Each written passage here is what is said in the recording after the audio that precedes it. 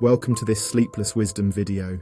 Watch a little if you like, then just close your eyes and let the words carry you. If you truly value what we're doing here, tap subscribe, and in the comments, let me know where in the world you're watching from. I love reading your messages and will always try to reply. Hearing from you helps me keep making videos like this one and ensures you won't miss the next. Ready? Let's begin. Imagine this. You wake slowly, not to an alarm but to light, to sound. Something distant, something unfamiliar. Your eyes open. What do you see? A ceiling above, low, beige in colour and cracked. Your first thought? That's not my ceiling. Your hearing kicks in. Sounds, not many. More the sound of quiet.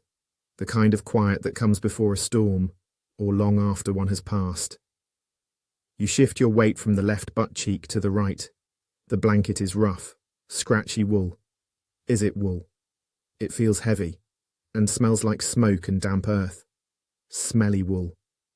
Your attention shifts to the, bed, or something pretending to be a bed. Wood, mostly. A thin mattress of sorts, stuffed with something dry. Not soft. Not kind to the skin. Possibly straw. You come to the conclusion, Toto, I've a feeling we're not in Kansas anymore. Then remember, you're from Queens. Sunlight angles in from a low height through open shutters. There's no glass, just wooden panels leaning outward. A pale sky waits beyond them. No clock, no phone, no tick-tock. Just a sense that something isn't quite right. Or maybe too right, too still. But there's an inner nudge to get moving. Maybe curiosity, maybe something else. You sit up. A jug sits near your feet, half filled. Is it water? You're not tempted to find out. A folded cloth rests beside it. In the corner, a stack of linen. A clay lamp. You don't remember any of this. An old-fashioned tunic hangs from a hook on the wall. You know it's a tunic because you saw one just like it on one of those History Channel documentaries. At closer look, it doesn't even look like something your mother would wear. But modesty wins.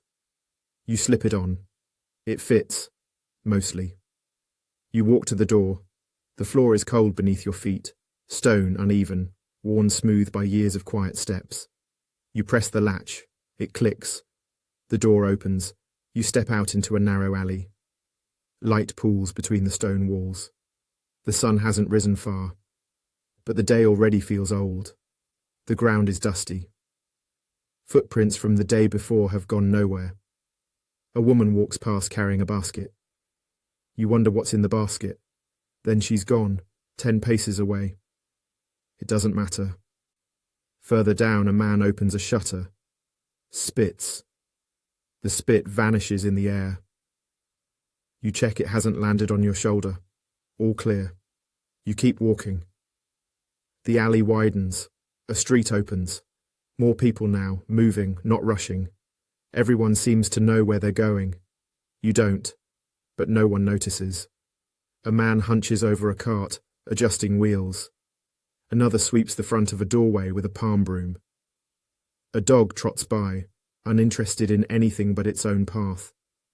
The smells are layered. Oil, dust, bread baking, and ash. Not a good smell, not a bad smell, just real. You pass a stall. Someone there is already selling figs. The fruit is dark, soft, piled without much care. You hear coins, a cough, a quiet curse. A cart rolls past, pulled by a slow mule. The wood creaks. A boy runs, then another. They disappear behind a corner. The street continues forward. So do you.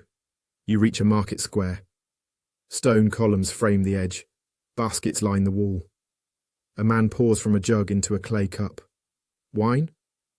Couldn't be, think, too early. Later you'll understand it never really gets early or late here, not for wine, not for anything. Another man sits beside him. They speak quietly. A pair of boys chase each other through a cluster of jars. A woman picks through herbs, checking stems. No one hurries. Time feels stretched. You move toward the edge of the square. Find a low stone step. Sit. Rest your hands on your knees. The morning sun warms your shoulders. Not harsh, just there. You watch the crowd for a while. You don't know what you're looking for, but something about this feels less strange than it should. Your eyes close. Not sleep. Just stillness. When you open them again, someone is beside you. He sits at ease. Not young, not old. Curly hair. A face that could launch 1,000 thoughts in any moment. A cloak drapes across his lap. Simple, grey, folded with care. He's not watching you.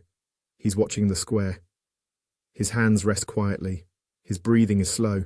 Not deep, not shallow. Just even. His presence brings one word to your mind. Calm. He speaks without turning. Strange, isn't it? How a single step can take you from one life to another. You glance at him, then away. You're not sure you're even awake. Most people fear waking in a strange place, he says. I've always thought it's the familiar places that are more dangerous. They keep you asleep. You say nothing in response. There's nothing that comes to mind anyhow except, are you talking to me? You think of something else instead. You ask him where you are. Rome, he says, or something that remembers it. You ask what year. That depends on who's asking. He smiles slightly, not amused, just present. You ask who he is. Marcus, he says, Aurelius, if names still matter. He doesn't say it like a boast, more like someone stating a fact they've had to explain too many times. The market continues around you, but everything feels quieter now. Your attention is distracted. A fig skin hits the ground somewhere behind you. No one seems to notice. You ask Marcus how he seems to be so calm. Practice, he says. Each morning I remind myself I might die today. If I don't, the rest is already a gift. Great, you think. Just met and we're already on to dying. Marcus watches a pigeon land on the edge of a clay jar. It pecks once, then flies off. Most of life is like that, he says. Small interruptions, then motion again. You ask if this is a dream. He shrugs. What isn't? You stand. He stands with you. No handshake, no farewell. We'll speak again, he says, when the noise gets loud. He walks toward the far edge of the square. No one watches him leave, except you. You stay seated for a while. When the noise gets loud? What a strange thing to say. Then you stand and begin walking. You notice the streets haven't changed. And yet there's a sense something has. You don't know what it means. But you know you'll remember this moment, even after you forget everything else. You stay seated on the low stone step. People pass by, none of them taking any notice of you. It's not that you're invisible. You just don't stand out. No one's curious. And strangely, that feels like a relief. The weight of the moment lingers. That man, Marcus, apparently has walked away as if your conversation never happened. No handshake, no parting smile. Just those final words hanging like smoke. When the noise gets loud. What did he mean? You shift your weight and stretch your legs. The sun has climbed a little higher. There's warmth on the stone now, but it's not yet hot. The market around you hums with life. Nothing dramatic, no sudden shifts. Just a continuous unfolding of a day that doesn't seem to care whether you're part of it or not. You replay his words, the way he said them. Calm. Certain. Unhurried. It wasn't advice, it wasn't warning. It felt like a door swinging open. Or a path being shown. But to where? You glance to the far edge of the square. He's not there. You look the other way. Nothing. Did you imagine him? The question sits with you longer than you'd like. Maybe this is a dream. Or a memory. Or a mistake in the fabric of time. But then again, the stone is still warm beneath you. The smells are still layered and real. Bread, dust, oil, a faint scent of time. That child across the square is still laughing. It's all still here. You rise to your feet. You don't have a plan, but something tells you to walk. Not toward anything in particular. Just forward. Past the stall with figs, past a man sleeping with his back against a wall, past a woman brushing crumbs from her apron. The rhythm of life around you isn't rushed, but it doesn't wait either. You wonder if this is what peace feels like, or if it's just the absence of urgency. You turn a corner. The street narrows again, then opens into a small courtyard. There's a fountain here. Simple. A single stream of water arcing into a stone basin. A bird drinks from the edge, flutters away. You move toward it and sit on the ledge. It feels safe here. Quieter than the square. More private. You lower your hands into the water. It's cool. You splash a little on your face without thinking. Behind you a voice says, "That's what I do when I feel unsure." Cold water helps. You turn. Marcus is leaning against the nearby wall, arms crossed, not smiling, but present. You don't know what to say. Again. So you say nothing. Again. He walks over and sits beside you on the fountain ledge. "No one warned you," he says. "I forget that part sometimes. The first time is always disorienting." You ask him, "First time for what?"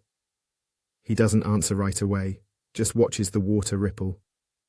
"First time the mind lets go of its grip," he says. Stops trying to control the story. Stops needing to understand. You nod, though you're not sure if you agree or if you're just trying to keep up. You do that sometimes. Nod, without knowing why when someone else is talking. You've wondered if it's a people-pleasing habit. Marcus leans forward slightly, tracing a finger across the stone edge. "You're not here by accident," he says, "but that doesn't mean you're here for a reason." You raise an eyebrow. He continues, "People are always looking for meaning. Sometimes it's better to look for patterns. The meaning comes later." You ask him, "Hold on, why me?" He gives a soft shrug. "Maybe you were listening." That answer doesn't help much, but it also doesn't bother you. You sit together in silence for a while. A boy runs past, chasing something unseen. His sandals slap against the stone. Marcus watches him go, then says, "Children are the only ones who move naturally in a world like this." You glance at him. He adds, "They haven't yet learned to perform." That's what breaks us, the performance, the trying to be seen. You think of your own life, the pressure, the pretending, the scrolling, the smiling when you don't mean it, the endless performing. Marcus stands again, smoothly, without effort. "Come," he says. "There's someone I want you to meet." You hesitate. "Someone?" He nods, already walking. You follow. He doesn't speak for a while. And you don't ask questions. Something about his pace, steady, unbothered, makes it easy to just walk. The city shifts around you. Streets narrow, then widen again. Columns, arches, rooftops. This place is more alive than any history book ever made it seem. You pass a man playing a flute, though no one is listening. A woman balances a jar on her head with impossible grace. A child throws a stick into a fountain, then watches it circle the edge. No one pays you any mind. That used to bother you. It doesn't now. After some time, Marcus says, "Most people think they want to be remembered, but what they really want is to matter, while they're still here." You glance at him. "You're remembered." He smiles, faintly. "Yes, but not by those I loved." You keep walking. Eventually you pass through an archway into a quieter part of the city. The noise fades behind you. The air smells different here, less like dust and baking bread, more like stone and olive wood. You ask, "Where are we going?" He says, "To my home." If you're willing, there's no hesitation in your answer. "Yes." He nods. The walk continues. Eventually you reach it. Not a palace, but not modest either. A Roman domus, large, solid, surrounded by a low wall. Two servants stand just inside the entrance. They nod to Marcus, then vanish down a corridor. The atrium opens before you. Columns, tiled floor, an open ceiling that frames the sky. There's a pool in the centre, square and still. Light filters down. It smells of herbs. Lavender, bay leaf, something floral you can't name. Marcus gestures for you to sit on a low bench by the pool. A servant brings a small tray, figs, almonds, olives, and a dark red wine in a clay jug. Marcus pours 2 cups. He hands you one. You say, "You live here?" "I pass through here," he replies. "No one really lives anywhere." He sips, then adds, "A home is just a place your thoughts return to when you're not watching." You let that sit for a while. Then you ask him something that's been growing inside you since the market. "How are you so calm?" He doesn't answer straight away. Then, because panic is pointless, you raise that eyebrow again. He continues, "If something can be helped, there's no need to panic. If it can't, panic won't help. Either way, the panic is extra." You sit with that. Marcus refills his cup. The wine is not sweet, but not bitter either, just direct. "I write," he says. You look up. He gestures to a small wooden chest near his seat. "Every day I write. Not for anyone else. Just to remind myself what's true." "You keep a diary?" "More like a compass," he says. He rises, walks to the chest and lifts the lid. Inside you see a bundle of small worn scrolls. Some are cracked, others stained, all well used. He brings one over and unrolls it halfway. Then he asks, "May I read something to you?" You nod. Marcus brings the scroll to his lap and lets it settle open across his knees. His fingers rest on the edges like he's done this 1,000 times, but he doesn't start reading. Instead, he looks at you. "You remember when I said there was someone I wanted you to meet?" You nod. He taps the scroll. "This is him, the man I speak to when the world gets loud." You smile, a little uncertain. "I tried journaling once. The most boring 30 seconds of my life." Marcus actually laughs. Not a polite chuckle, but a real, surprised laugh. "That's your problem," he says. "You tried. There's a difference between trying and doing." You tilt your head. "What's the difference?" He gestures toward your wine goblet. "Try and pick up that cup." You pick it up. No, he says. "I didn't say pick it up, I said try to pick it up." You pause, then put it down again. "If I try to pick it up but don't..." "I'm not really picking it up at all," you say. "Exactly," says Marcus. "You either do or you don't. There's no trying." He leans back slightly. When you try, you're already preparing to fail. You let that settle. Then you ask him, "What do you write about?" He shrugs. "Whatever I need to remember. Not what others want to hear. Not what sounds wise. Just the truths I forget too easily." You glance at the scroll. He follows your gaze. "Would you like to hear some?" he asks. You nod. Then he begins. Begin each day by telling yourself, "Today I will meet people who are meddling, ungrateful, arrogant, dishonest, jealous, and surly. He glances at you. They are like this, he says, because they can't tell good from evil. You shift slightly. The words feel sharp, but not cruel, just clear. He continues. But I have seen the beauty of good and the ugliness of evil, and I have come to understand that the wrongdoer has a nature related to mine. His voice remains calm, grounded. None of them can hurt me. No one can implicate me in ugliness. He looks up again. I can't be angry with my relatives. We were born to work together, like feet, like hands, like upper and lower rows of teeth. You smile at that one. It's strange, but it lands. To oppose one another, he adds, is unnatural. He pauses, lets the words breathe.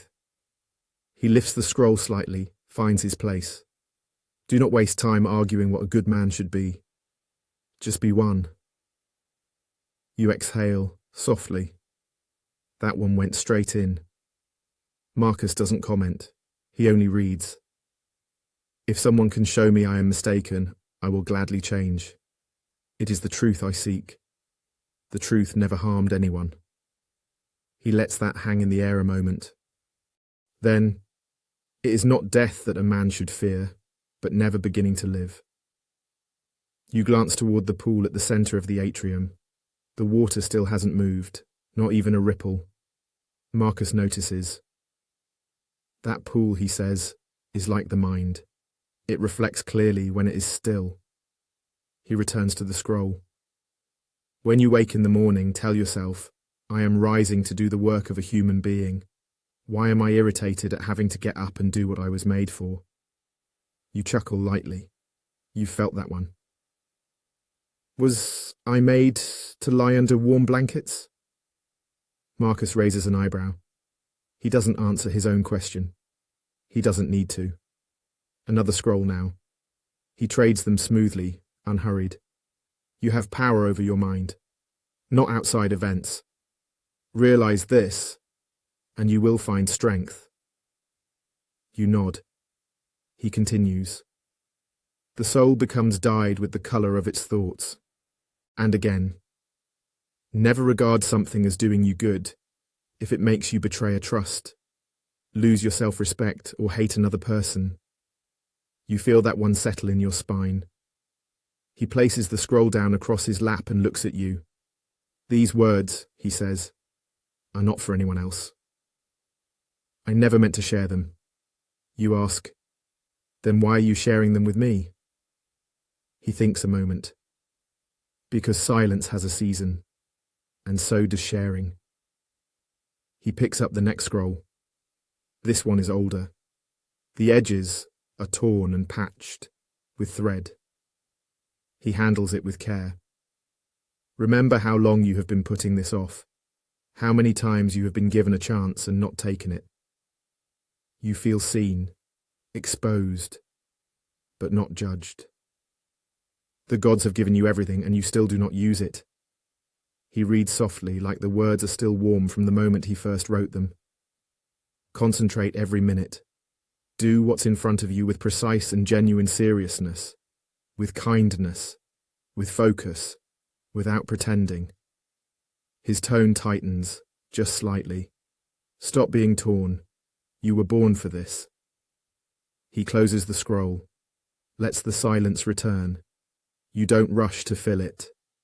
He leans back a little. The light above shifts. People seek retreats for themselves, he says. In the country, by the sea, in the mountains. You picture those places. You too desire such things. But this is a great mistake. He taps his chest.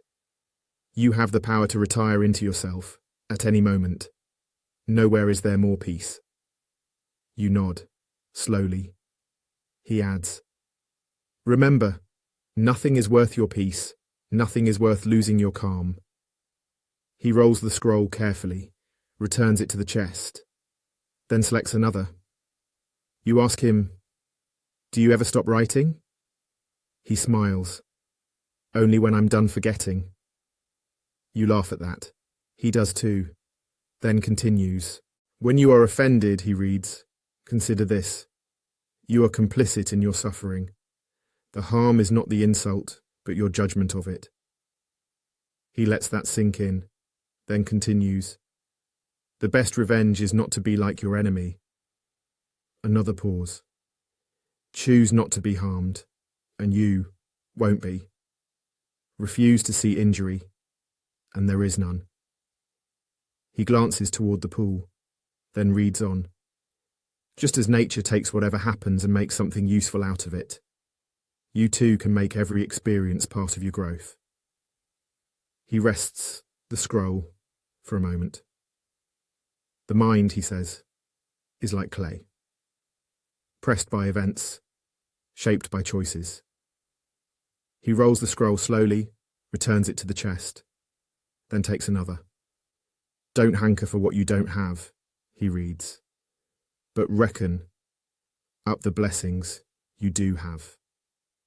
And remind yourself how eagerly you'd have sought them if they weren't yours already. He smooths a corner flat. Remember, you have everything you need right now. Another scroll.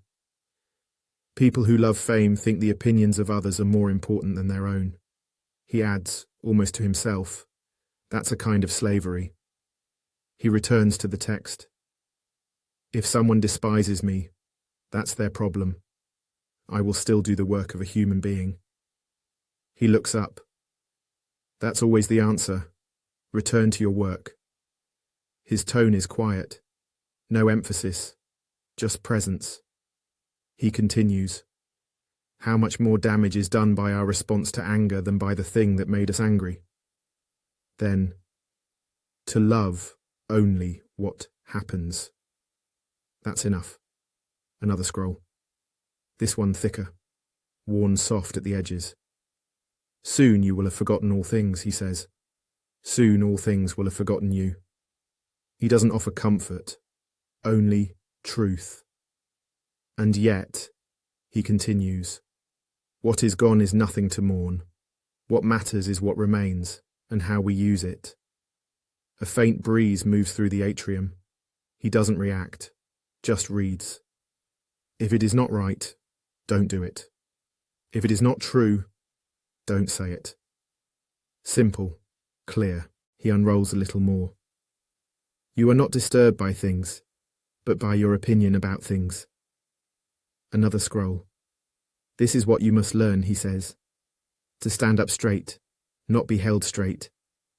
He glances at the sky above the atrium. Even the gods do not demand more. He reads again. You were born for kindness, for patience, for reason, not for complaint, not for excuses. He rolls the scroll slowly, puts it away, then selects another. His pace is steady, never hurried. He opens it. Life is short, he says. Honour the present moment. It is the only time that belongs to you. He turns the scroll slightly, tracking his place. Think of yourself as already dead. Then live as if you were just granted a few more hours. Then silence. Just a breath. Then, you could leave life right now. Let that determine what you do, say, and think. No fear in his voice, no sadness either. He continues. The universe is change. Life is opinion. He lets it linger, then adds, if the gods are real, they won't want flattery. If they're not, you've still lived well. Another scroll, thin and delicate. He opens it carefully. Accept everything. Expect nothing. Then, without transition, do not be ashamed to ask for help. It shows wisdom, not weakness. A moment. Then, dig deep within yourself. You carry strength and clarity that will never leave you. But you must look. He rolls the scroll slowly, returns it to the chest, then sits still for a long moment, then softly, let's continue. Marcus rises from his seat. He walks slowly across the atrium, sandals tapping faintly on the stone floor. At the edge of the pool, he stops beside the carved wooden chest. He kneels, lifts the lid, and this time selects a much larger scroll. It's heavier, bound with wide leather ties, and stained with age. He carries it back to his seat, unties it, and lays it open across his knees. "This one," he says, glancing at you, "I haven't read aloud in many years." He leans back, eyes scanning the page. Then, without further comment, he begins. "He who lives in harmony with himself lives in harmony with the universe. If your soul holds fast to what is just, and your actions match your words, then you need not fear what others think. Their approval is fleeting. Your own conscience stays with you always. Do not waste time arguing what a good person should be. Be one. We are all part of one mind, one soul, one breath. What wounds another wounds us all. So do not harm, not even in thought. At every moment ask yourself, is this necessary? Most of what we say and do is not. If you remove what is not essential, you clear space for peace, for stillness, for strength. You are not disturbed by events, only by your judgment of them. Strip away the story and the thing itself is powerless. You were born to rise above pleasure and pain, to see them as smoke passing on the wind. You do not need their permission to remain upright. When someone wrongs you, look first to yourself. Ask, have I ever done the same? If the answer is yes, forgive. If not, be glad you are learning by contrast. Even if you are mocked, insulted, ignored, do not become like them. Hold your character firm like a tower in high wind.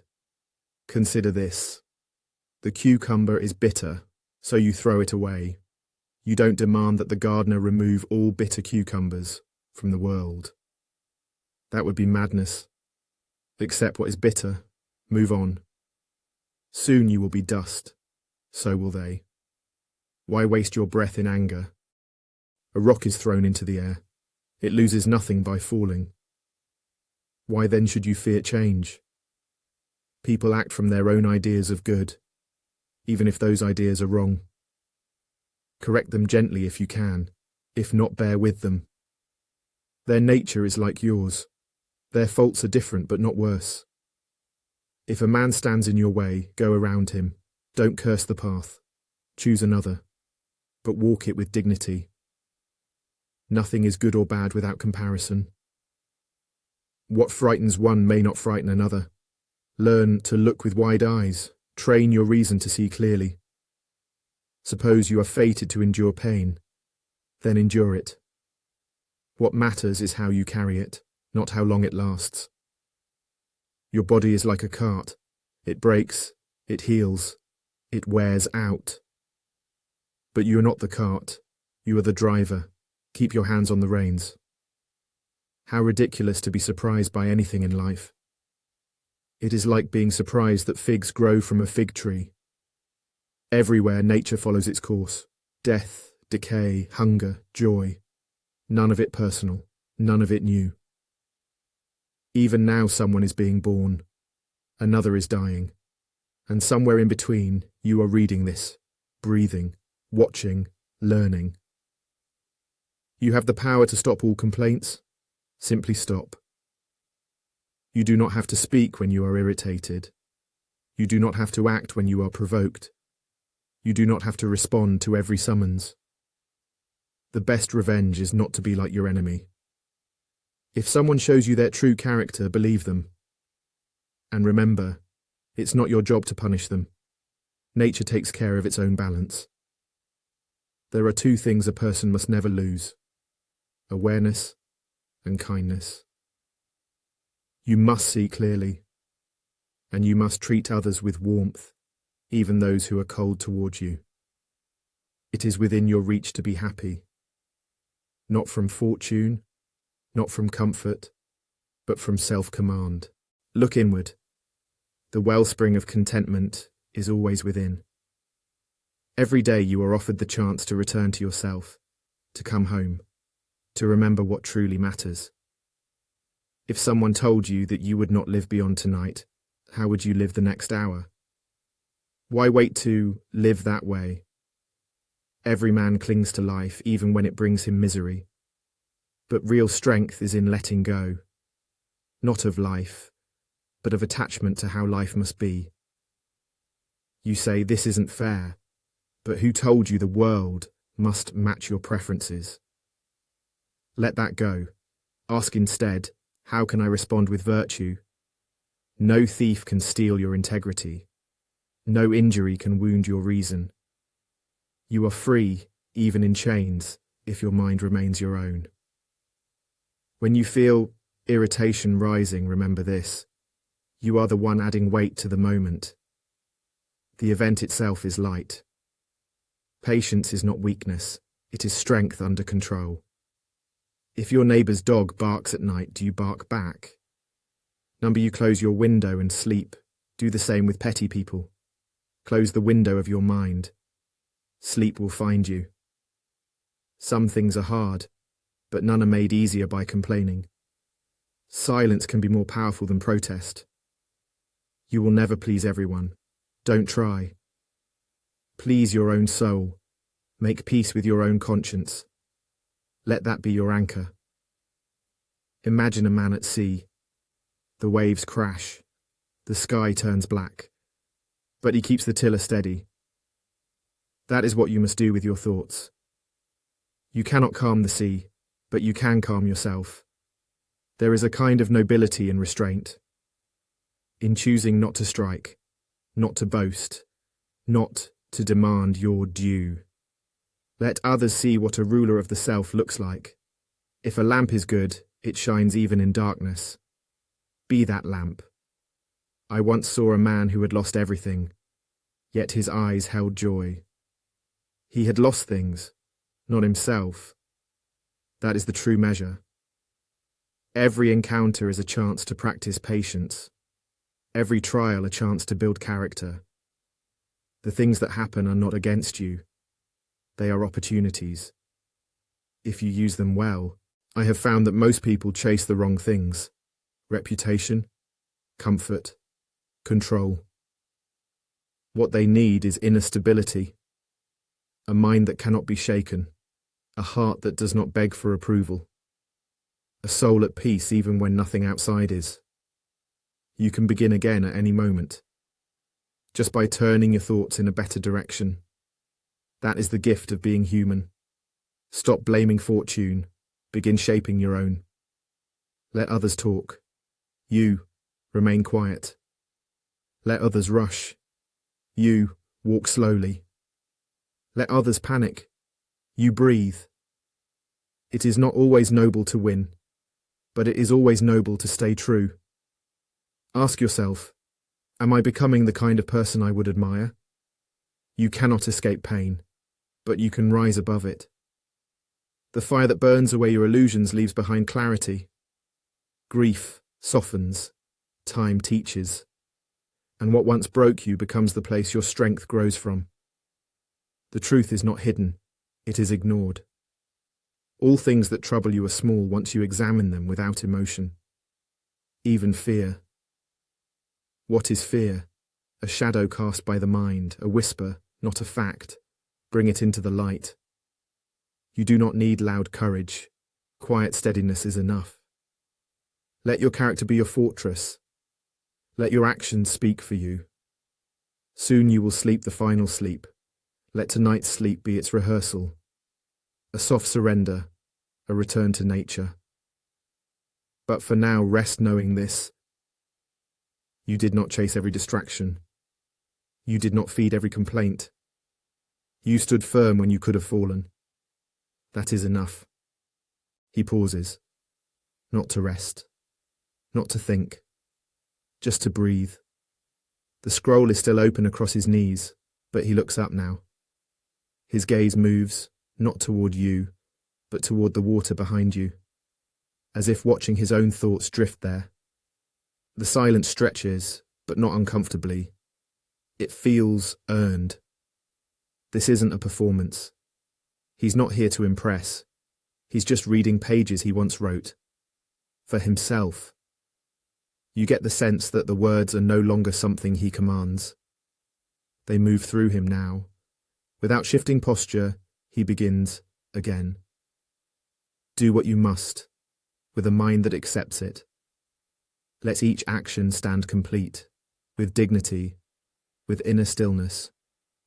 Remind yourself, the task ahead is not greater than the strength within. If you're ever tempted to act without purpose, stop. Purpose is your anchor. The opinions of others are like the wind. You do not need to lean with every gust. To retreat into yourself is not escape, it is return. The soul becomes dyed with the colour of its thoughts. Do not fill your mind with anger, or fear, or craving. These are not colours worth wearing. Live through each day as if it were the whole of your life. Nothing outside the mind can touch the soul unless it is allowed in. Poverty, exile, grief, insult, none of these ruin a life unless the soul consents. Where life can be lived with virtue, there it can be lived well. Even in hardship, your dignity is your own.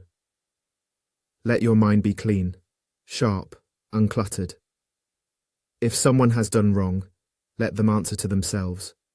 You answer only to your own reason. Speak only what must be spoken. Do only what must be done. If that is your standard, you will waste nothing. He shifts slightly, smoothing the scroll again where it curls. Do not look around for someone to blame. That is weakness dressed as judgment. Instead, ask, what strength is being called for here? You have reason. You have breath. You have choice. That is enough. If you are given pain, meet it. If you are given delay, use it. The moment that seems wasted can become the moment that restores you. Discomfort is not the enemy. Confusion is not defeat. Let them pass through you. Return always to what is in your power. Your mind, your attitude, your principles, your patience.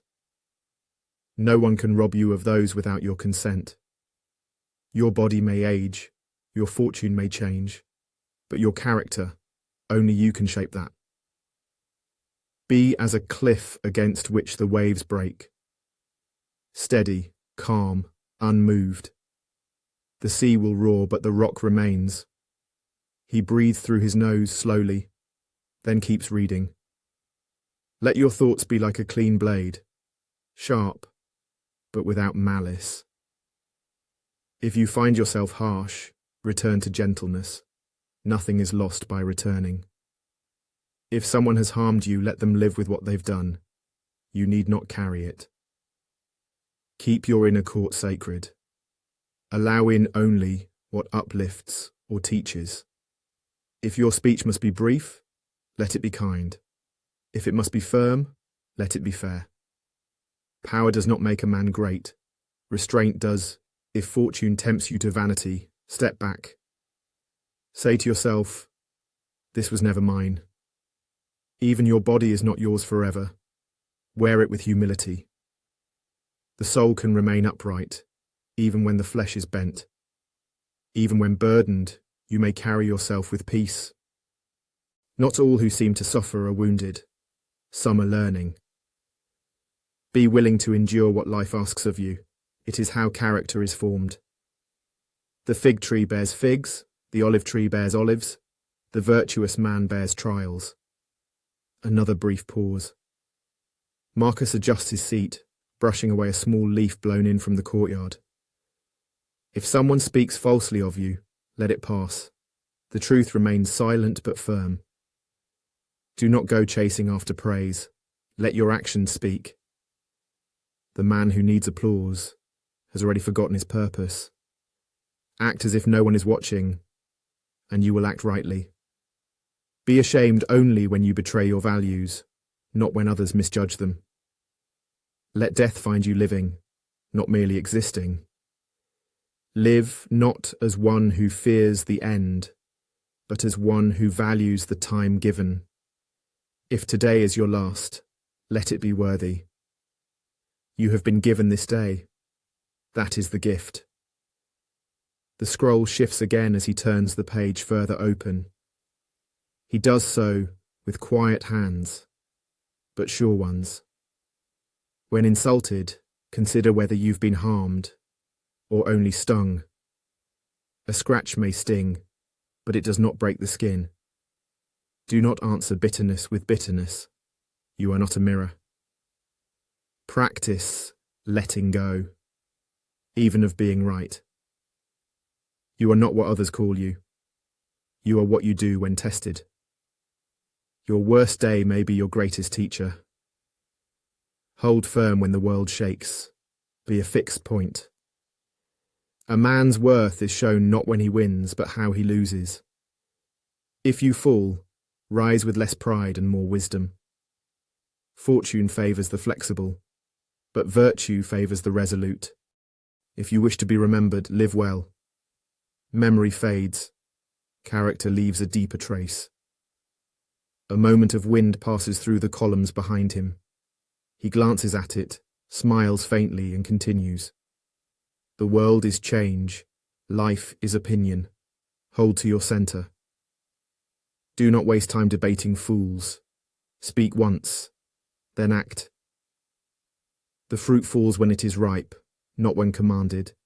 Let your efforts grow in silence. Do not be the man who shouts about virtue. Be the man who practices it.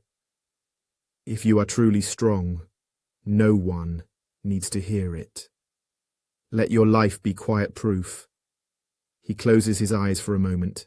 Then one last section of the scroll is drawn open. If a man returns harm with kindness, who is the stronger? If you can remain calm in conflict, who has the greater victory? Let hardship refine, not define you. You are not your misfortune. You are the one who responds. Pain reminds you that you are alive, but reason reminds you who you are. Live like a soldier on watch, alert, honest, prepared. Do not mourn the past. It cannot be walked again, only forward. You have everything you need to live with honour. That is no small thing. He looks up again, gently closes the scroll. Not with reverence, not with drama, just as one finishes a letter written long ago and remembered well. Marcus rests his hands on the closed scroll. A pause. Then quietly he opens it again. Not all the way, just enough. He picks up where he left off and reads on. Do not let your heart grow stiff. Let it remain able to feel, but not be ruled by feeling. When your actions adjust, your mind is quiet. When your mind is quiet, your sleep is deep. If you find yourself distracted, return to the task. Begin again, without complaint. Even kings are bound by nature. What governs us all is not status, but order. You cannot control the world, but you can govern your mind. Let your judgment be slow, your temper slower. When wronged, remember that nature does not take sides. Only people do. One man's insult is another man's indifference. Choose the latter. Your peace does not depend on apologies. The soul grows when it resists its impulses. If you want to be free, learn to want less. There is no virtue in chasing what cannot be kept. True strength is calm, not loud, not urgent, just sure. Why do you feel the need to explain yourself to those who do not understand themselves? If someone mocks your silence, let them. You lose nothing by withholding your voice. Let others fear death. You prepare for it. That is the difference. The leaf falls, the river moves, the sun sets. None of it is a tragedy. You too are part of nature. Let your departure be as natural as your arrival. To be kind without weakness. To be firm without cruelty. These are the goals. Power over others is brief. Power over yourself is lasting. Do not trade lasting peace for temporary victory. If you must speak, let it be brief. If you must act, let it be clean. A wise man chooses what he carries and what he puts down. Pain is lightened when you stop resisting it. The body may cry out, the soul may remain still. Your breath is yours. Use it to soothe, not to stir. A man's worth is measured not by what he owns but by what he honours. Refuse to be ruled by moods. They pass. The sun does not argue with clouds. It simply shines. Avoid crowds of the mind, opinions, noise, praise, panic. Make room. Even if you are misunderstood, let that be their confusion, not your burden. Whatever others say about you, ask yourself, was it true? If yes, improve. If no, ignore. The truth does not shout, it endures. Let your decisions be shaped by principle, not pressure. Even when surrounded by those who do not live rightly, live rightly. A short life lived well is greater than a long one wasted. Fame is hollow, integrity is whole. Let your actions teach your children, not your words. Many build statues, few build character. You need less than you think and more than you chase. When you find yourself in a hurry, stop. Haste weakens judgment. Kindness without strategy is still kindness. Be useful. Be patient. Be clear. Do not envy men who are praised. Envy the peace of those who are not. Better to sleep with a clean conscience than under a golden roof. Sleep comes more easily to the just. Avoid bitterness. It ages the mind before the body. Better to be plain and good than praised and hollow. If your soul is sick, no riches will heal it. Discipline is freedom. Excess is a chain. Let your appetite be your servant, not your master. The more you need, the more you suffer. You were not born to be entertained. You were born to endure, to grow, to act. When you feel bored, ask yourself, have I stopped being useful? Be cautious of comfort. It softens the will. Let your rest prepare you for effort, not escape from it. If you long for peace, first remove the war within yourself. You cannot calm others while stirring your own waters. A single hour used well redeems many wasted ones. Return to your principles as often as needed. That is not failure. That is training. Do not argue about how to be good. Practice. Let others debate. You embody. Many speak of virtue to distract from its absence. Do not trust those who seek to seem rather than to be. Your life is your witness. A sharp tongue dulls the soul. Resist the need to respond to every slight. It is a thirst that cannot be quenched. Measure your strength by what you can bear quietly. Let your days be like the sea, deep, constant, accepting the wind without changing course. The approval of fools is not worth the discomfort of pretense. Live so that you are at peace whether praised or forgotten. If you must walk alone, walk true. You are never truly alone if your soul is your companion. A moment of courage is worth a lifetime of safety. Do not crave the softness of an easy life. Crave the clarity that comes through trials. Let suffering teach you where your walls are weak. Do not be afraid to find yourself unfinished. Every great statue began as a block. Chisel daily. Carve with intention. You will never be perfect, but you can be consistent. Let your standard be your own. The crowd shifts, the inner law stays. A man governed by applause is lost the moment it fades. Keep your eyes on the thing, not the crowd watching it. Let your purpose outlast your circumstances. If you wake with dread, ask, what am I resisting? Often the pain is not in the task, but in the thought of it. Begin, and the weight will lessen. Let your first act be to breathe, then move, then focus. The body follows the mind must be led. A weak mind seeks distraction, a strong one returns. Train yourself to begin again, without resentment. Let each new effort be free of old complaints. Your work is your offering. Let it be simple, honest, finished with care. A day well used is a victory. Marcus reads the last few lines with slower cadence. Then he carefully smooths the scroll again, though he does not close it. The sun has shifted in the atrium, casting long reflections across the water. He says nothing for now, but the scroll is still open, and there is more to read. Marcus has not moved. The scroll is still open across his knees, and the air in the atrium is still. There is no break, no grand transition. He simply lifts his eyes once, then returns to the page, and continues. Speak little, but speak with weight. Let your words be like stone in the hand, solid, chosen, unthrown, unless needed. Be wary of cleverness that masks emptiness. A mind in service of wisdom does not chase novelty. Let the mind be still, like a deep well, clear only when not stirred. Do not think you are owed rest. It is a gift, not a right. To sleep well, live well. Let your evening be clean of regret, your morning free of delay.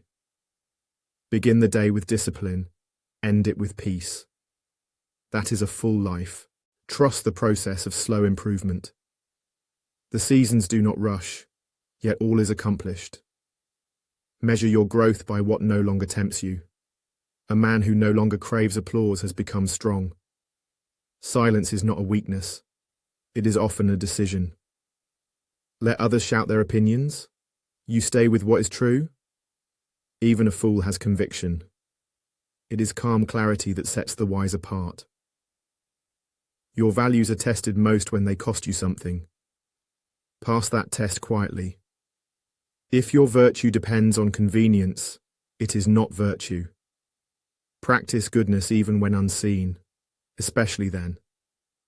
Let your inner life be so strong that outer noise cannot shake it. Discontent is often a failure to live in the present. Leave the future to fortune, and the past to silence. This moment is the only ground you walk on. Build your house here. If you want peace, stop rehearsing imaginary battles. Arguments that exist only in your head will steal your real joy. The mind can become its own tyrant. Set it free. Train it not with scorn but with patience. If your thoughts rebel, lead them back gently. Harsh discipline breaks the weak. Gentle persistence shapes the strong. The soul thrives on repetition of right action, right thought, right restraint. Your duty is not to feel good, but to be good. And goodness rightly practiced brings peace. Do not expect others to understand your path. Walk it anyway. Some may laugh. Let them.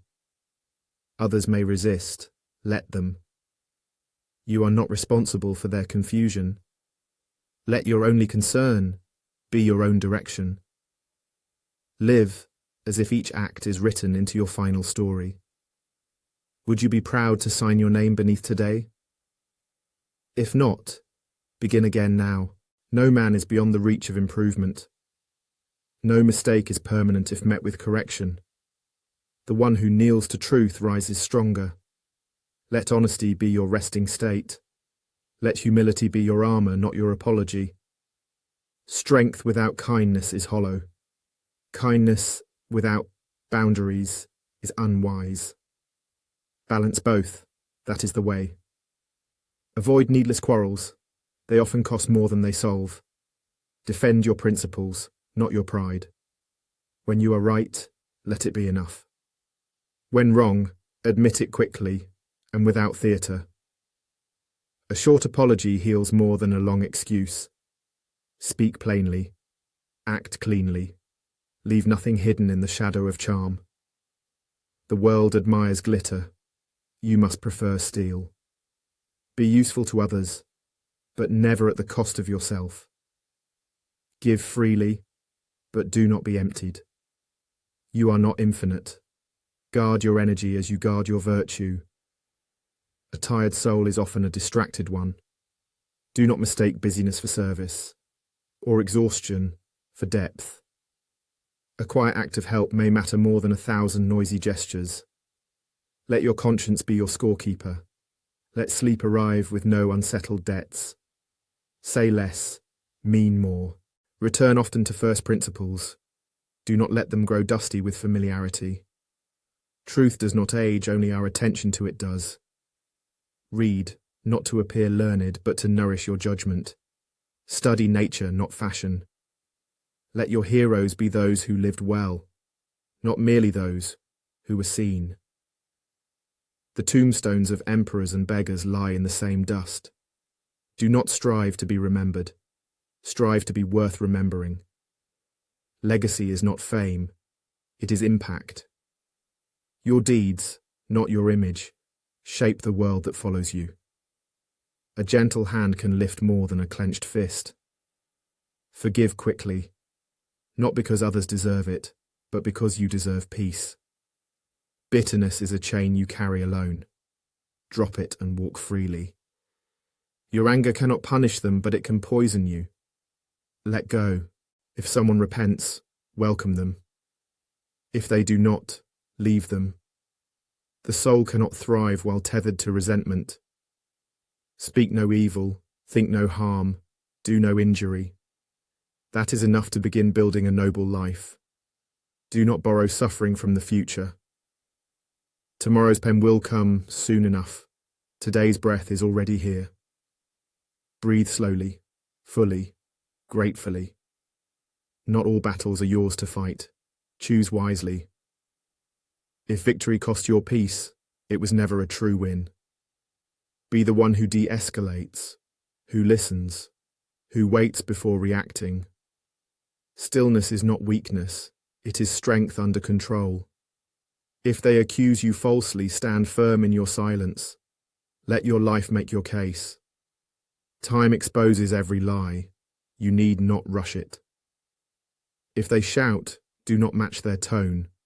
If they sneer, do not meet their gaze. Protect your character, not your image. You are not a puppet. Do not dance for their drama. Remain rooted. The deepest trees do not respond to every wind. They hold. They endure. Endure. Let others waste their energy on gossip. You invest yours in virtue. Let others waste their words. You choose yours carefully. A strong man speaks last, and only when needed. Do not envy their noise. Seek your silence. Each day is your canvas. Paint with restraint. Paint with care. When your last day comes, let it find you at work, not in worry. Let it find you upright, not resentful, open, not bitter. If you must leave the world, leave it better for your being here. That is enough. He stops for the first time in a while. Not because the scroll has ended. It hasn't.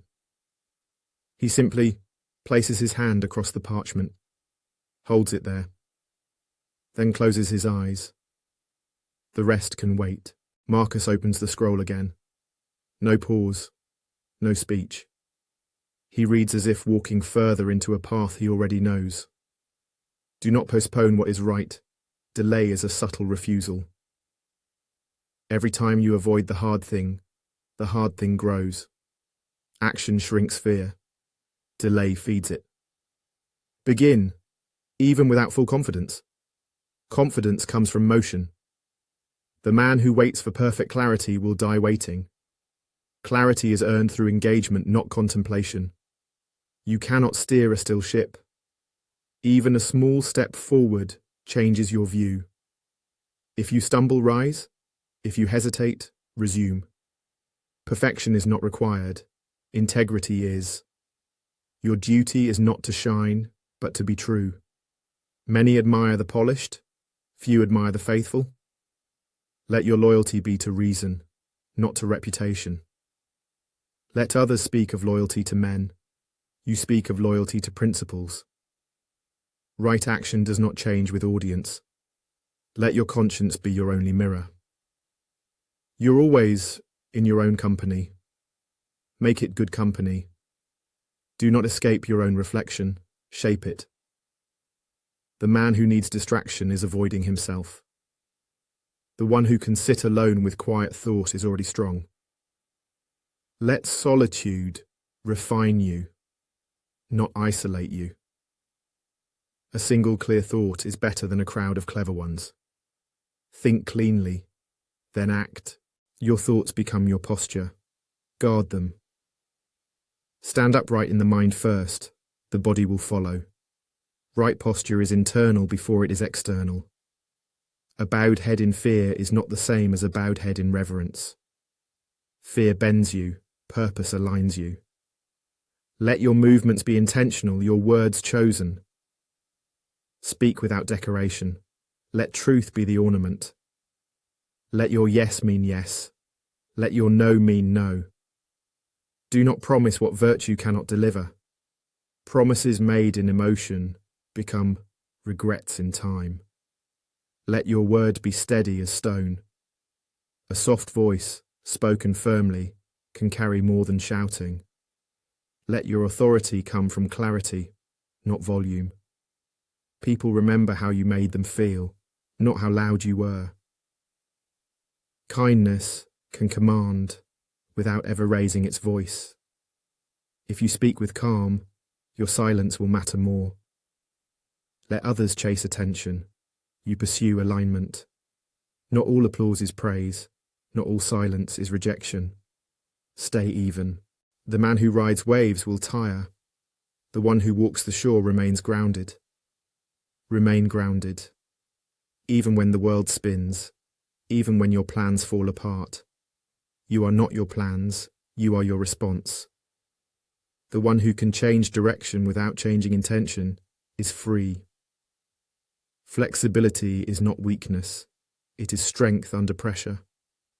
A rigid man breaks, a principled man adapts. Do not cling to form, cling to essence. Form fades, essence remains. Ask of each thing, what is its nature?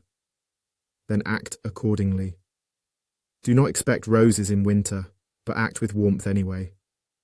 If the fruit is not ripe, wait. If the time is not right, prepare. Nature has its pace, follow it. The wise do not rush, they align. Speed is not success, depth is. Let your understanding deepen before your speech lengthens. Better to say little and hit the mark than speak much and miss it. Sharpen your mind before you open your mouth. If you do not know, say so. Ignorance is curable, pretending is not. Let your learning be steady, not showy. Read to become less certain, not more proud. The more you know, the gentler you become. Pride often signals shallow roots. Let your wisdom be like a tree, deep, slow, quiet. Let others see the fruit, you focus on the roots. Character is not a display, it is a result. Quiet repetition shapes the soul. You become what you rehearse. Rehearse patience. Rehearse discipline. Rehearse stillness, especially when disturbed. If you can remain still when stirred, you are truly trained. Let your first instinct be observation, not action. Let the second be principle, not reaction. And only then, act. Not every situation needs your hand. Some fires burn out without intervention. Do not pour your energy into every spark. You are not responsible for calming every storm. You are only responsible for the weather inside your own chest. Keep that sky clear. If the clouds gather, wait. If the wind rises, breathe. You are not the storm. You are the witness. Let the storm pass. Return always to clarity. He adjusts the scroll again, turning to the next section. The movement is fluid now, like breath. But then he seems to pause. His hand rests on the parchment. His eyes scan the lines, but he does not read them.